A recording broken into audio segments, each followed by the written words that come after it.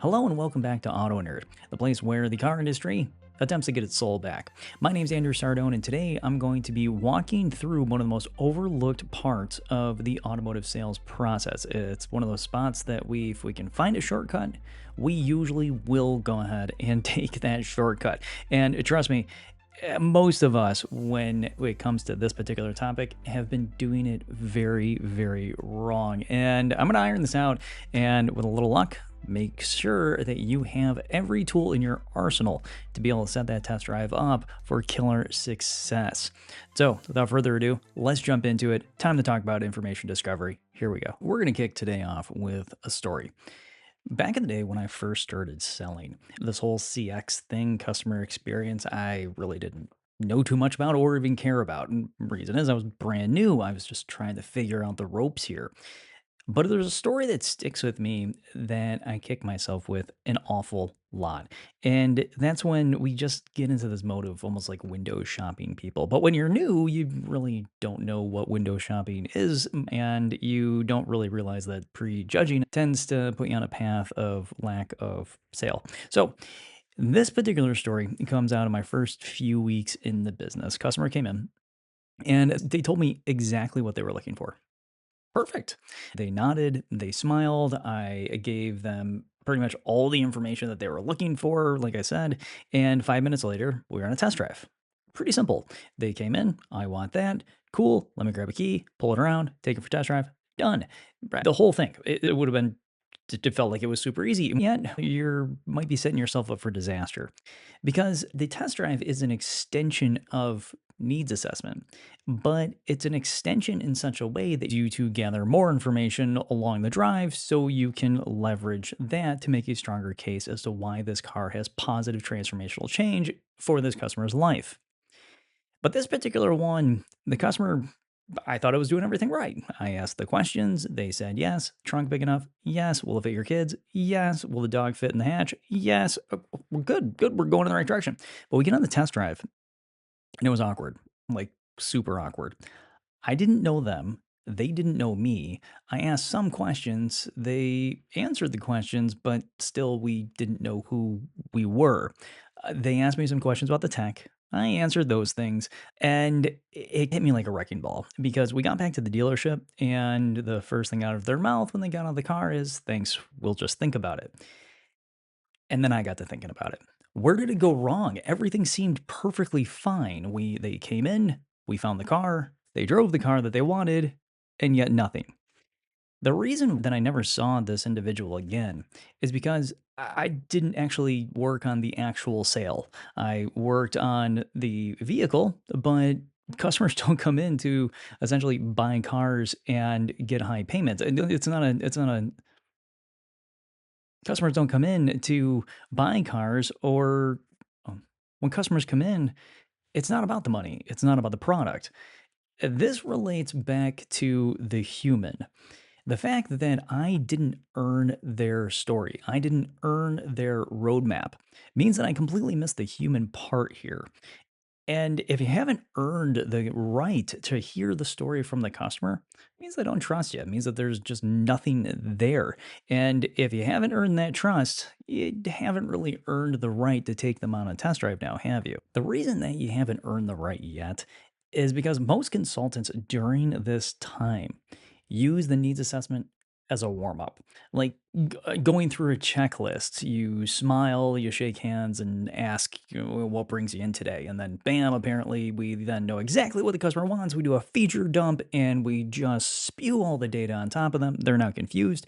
We walk our inventory. They grab the most expensive thing that's out there because that's the one that they apparently need. And then we go for a spin and we hope for the best. Well, if you've listened to my podcast long enough, you'll notice that hope isn't something that I like to drive on. It's building up our skills, so hope really isn't necessarily a thing anymore. But hey, I get it. The floor can be very slow at times, and we want to always work in this area where we have a lot of momentum built up. You want to do something. You don't just want to sit there. Heck, I sold cars in Wisconsin for a long time. You want to talk about dead of winter? You have no idea what cold is. People will not leave their homes. And when somebody finally comes on in the dealership, through the snow, through the hard rain, through whatever is going on outside, we tend to jump on them and run because we have all this pent up energy and it makes a lot of sense, right? Traffic slow, we got to do something. But the truth is this: if the discovery feels rushed to you, it's absolutely meaningless to them. No part of the purchasing process is about us. It just isn't. Our opinion just doesn't matter here. The skilled consultants in this business have taken that salesperson out of them and gone full on guide, full on partner, full on consultant. This is where we get that information from the customer. So, to help you out with this, I've built up the Y decoder. You can download it from the webpage and directly in the show notes. You'll see it on AutoKnerd.com, or in the show notes, a little link to AutoKnerd.com. And that goes to the AutoKnerd dispatch. Every week, I send out a tool that accommodates each and every one of my podcasts. This particular one is meant to really pull back the curtain so you can see what is going on during the needs assessment to make sure that you get the information right. Because awkward interviews never really turn into real conversations. And if they do, it took you a lot of effort to get to that point. And you don't want to work with a customer for any more than 2 hours, and the customer doesn't want to be there for any more than 45 minutes, maybe even less. So we got to get on board with figuring out how to pull this thing off. So we're going to flip the lens and we're going to look at things through the customer's eyes. Imagine you're the customer. You're having a rough morning, maybe a rough year. You walk into a dealership hoping that you can get something that's going to put a massive smile on your face. A consultant walks up to you and you say, a reflex objection, just looking. Because it feels safer and it feels guarded and it feels like a fence that you can put up. Now imagine the consultant comes straight up to you, looks you in the face, and he says, "Let me show you this brand new vehicle that just came off the truck." Who the heck cares? They might be aligning it with a vehicle that you drove on in with, hoping that might be the vehicle that you're looking for. But the sales consultant just dives right into a pitch. You're not being heard, you're not understood. People don't wanna be interrogated. It doesn't feel great, it doesn't sell cars, and it sure as hell doesn't bump up profit. If you want your profit margins to increase, people need to willingly want to spend money with you. But you feel down in your gut that this just does not feel right. You want to leave. Here's how we frame this over at AutoNerd. Discovery isn't about qualifying, it's about aligning. Learning who somebody is so you can walk alongside them and assist them. Your job isn't to filter out weak leads. Your job is to simply find the signal in the customer's story so you can build on it, which means that empathy has to lead the process every single time without fail.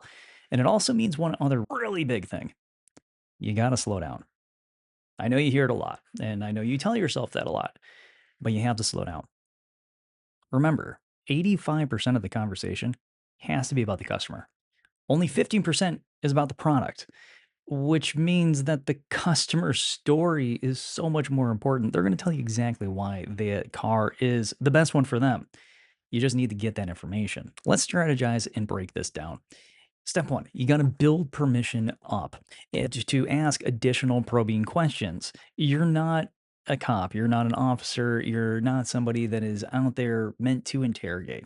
We avoid people like that deliberately because we don't really want to be interrogated and put in that frustrating situation. It really starts with our tone, and it doesn't start with terrible tactics that we may have picked up along the line. So try this. Hey, I totally get it. I'm not here to pressure you, actually, at all. It doesn't help me, and it sure as heck doesn't help you.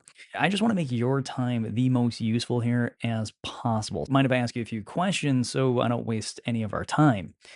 Emotionally connected openers will move the customer to a position, for example, at your desk, where they want to carry on the conversation. Once somebody feels that they are being heard, usually if you ask them a few more questions about themselves to keep it going, they'll start to spill their guts as to why exactly they are there in the first place. So here's three for you just to give you some food for thought, and these are all on this tool for this week. What changed recently that brought you on in? It's pretty open, not much pressure in there. What does your current car not do well for you? that again brought you in today? Or what needs to be different this time around with your vehicle selection? And with these questions, since they are fairly low on the pressure scale, this is where we get to start to see these invisible signals from the customer start to pop up. And with a little practice, you'll get pretty good at it, where you can start to see the customer squirm a little bit from one question to the next, which means that you may need softer questions that may get the conversation rolling well. But on the step three here, with these invisible signals, these indicators will let you start to know if they're rushed, if they're anxious, or if they're trying to keep someone else calm, like their kid or their spouse that might be sitting next to them. These clues matter. Reason being is that if they are feeling anxious, again, as I said, you can back them up a little bit. And maybe you're starting at square one might be step three or four for them. So we got to back it off a little bit. But also, with step four here, you got to mirror and also validate. Say what they said back to you and let them hear themselves in your voice. In a past podcast, the last one, we talked about how verifying that information confirms to the customer that they feel sold. Here's that yes out of them, which is again another micro commitment that leads to the mega commitment. But that's where the trust really starts is when people start to notice that, wait, hold on, you're actually listening to me? Yes, I am actually listening to you. I've been to two sales consultants already, and neither one has pulled around the right color or what have you. Thing is that this is going to go a long way simply by giving the information back. This is where that discovery deep dive tool that I built for this week really plays in nicely. It keeps us on track. It gives us a few questions. Grab it if you want. It's in the show notes. Just click one of the links down there and feel free, grab it. I'll send you an additional tool every week too on top of it, just for funsies. There are some scripts, there are some examples up in there to again help you out. Let me give you a little bit of ammo from this. Here are three real situations. Situation one, you got a high energy shopper coming on in. She's bouncing all around all over the place, trying to move fast through the deal. You say something along the lines like, hey, it looks like you've clearly done your homework. Mind if I just ask you a few things so we can make the most of your time here today? This is going to slow somebody down. It's like holding up a big fluffy stop sign and saying, hey, you don't need to go at a million miles an hour. Actually, if you go at a million miles an hour, we may actually miss something. Now, I don't want to kill momentum here. I just essentially want to put out a big safety net in front of them and say, hey, it's okay. I'm in this for you, just so you know. Now, the skeptical buyer is going to be a little bit different, the person that just simply won't open up. Try something like this.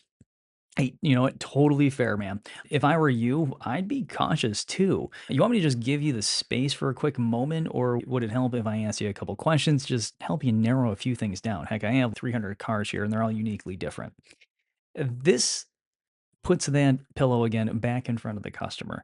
And it allows them to know that, hey, I can sit here, I can think. This person, this sales consultant in front of me, heck, this salesperson, this used car consultant is not trying to just crowbar the answers directly out of my brain. Nobody wants that. They want to freely be able to give the information while also giving some information about why they're looking for this particular car. Let's give them the ability to do that. And then we have the vague tire kicker, the I'm just lookings of the world. I swear there's a section in every single library in the country of books that are written for I'm just lookings. It's an anomaly in many cases. But these people usually fall into three different categories. Either they're just curious, they're almost ready, they're secretly hoping the right one just jumps out to them. If any of those fit, it's time to restructure the conversation and look at situation one and two and maybe pull out one of those questions. The point is that connection needs to be made with an I'm just looking. Humor, reframing things, every single word with this individual matters. Now, if you're a manager and you're noticing that your consultants just aren't latching on to the customers, your sales seem to be dropping, your gross profits are low, I almost guarantee you this is exactly where the problem is. Not having the right information to be able to tailor a presentation that is weighted enough to get the customer to say, oh, yes, this is perfect. I'm in is terrible. You got to get that correct information in order to show the customer the car properly. If the discovery phase is feeling like a rat race and you feel like you're just rushing to that drive in the end to get on the test drive, you already lost. You're not on the right car. You don't know who this person is, and you have no information that you can leverage to paint a good picture on the vehicle of why the customer would want this thing. We're going to cover all of that next week in part two of the test drive trap. Now, in part one here, as I mentioned a few times along, there is a tool to go along with this, and it's in the show notes. Just click the little link, and there you go. You can download the tool right off my page, completely free. It's all yours. There will be upgrades coming in the future. One thing I suggest, subscribe to the AutoNerd Dispatch.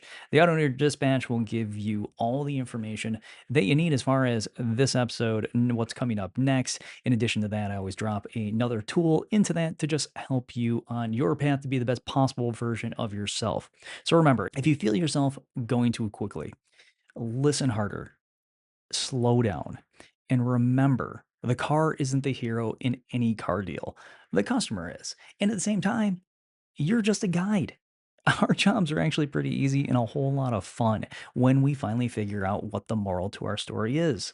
So, you, my friend, you're damn good at what you do. Just tell yourself that. Put a smile on your face, get out there, spread the kindness, spread the caring, subscribe to the dispatch. I'll talk to y'all next week. Have a great one. Auto Nerd out.